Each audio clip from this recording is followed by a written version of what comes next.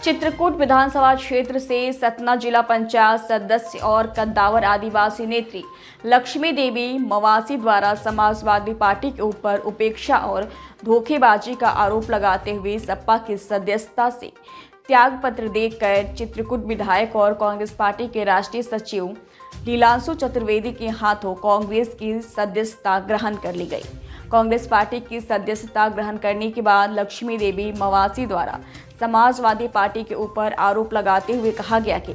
Party द्वारा उनके साथ धोखा किया गया है। जिस समय चित्रकूट विधानसभा क्षेत्र में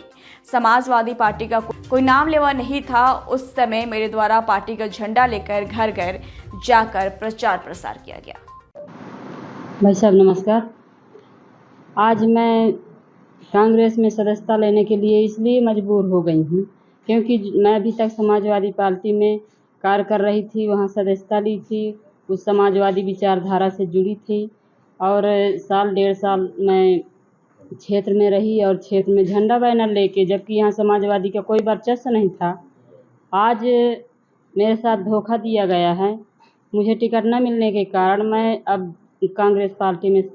सदस्यता लूँगी और समाजवादी पार्टी से इस्तीफा दूँगी। जबकि मैं समाजवादी विचारधारा से जुड़ी थी, समाजवादी पार्टी में उम्मीद रखी थी कि मुझे टिकट मिलेगी और भैया बोले भी थे कि आपको बहन टिकट हम देंगे और ज़्यादा से ज़्यादा आदिवासी महिलाओं को हम टिकट देंगे और चुनाव लड़ाएंगे। तो वहाँ मेरा अपमान हुआ है, इसलिए मैं कांग्रेस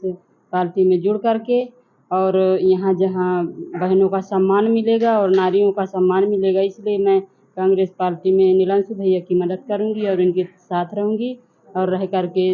गरीब पार्टी अपने जो क्षेत्र के गरीब जनता है उनके साथ में दिन रात तत्पर रहूँगी। हमारी वापसी है। ये बहन हमारी लक्ष्मी बहन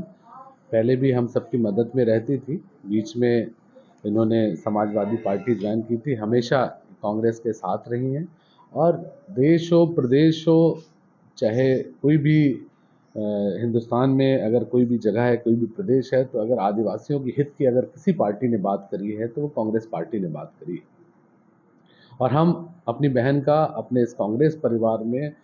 पूरे दिल से तहे दिल से स्वागत करते हैं। हम भाई बहन मिलके चित्रकूट क्षेत्र के हर गरीब की आंख के आंसू पोंछने का काम करेंगे। देखिए, नुकसान फायदा तो कामतानाथ और बड़े देव के हाथ में है, किसी व्यक्ति के हाथ में तो है नहीं। जो गरीब चित्रकूट क्षेत्र भगवान राम की तपोभूमि है और यहाँ पे तो जिसने गरीब के आंसू पूछे होंगे, जो 5 साल उनके सुख दुख में खड़ा रहा होगा, जिसके अंदर गरीब की लाश धोने की क्षमता होगी, जिसके अंदर उसको यमराज के मुंह से निकालने की क्षमता होगी, वही यहाँ पे तपोभूमि में आगे रामतानाथ बड़े देव उसको कृपा करते हैं। पता नहीं आप लोगों को कैसा है, चतुष्कोणी लगता है, मुझे तो कोई कोणी नहीं लग रहा है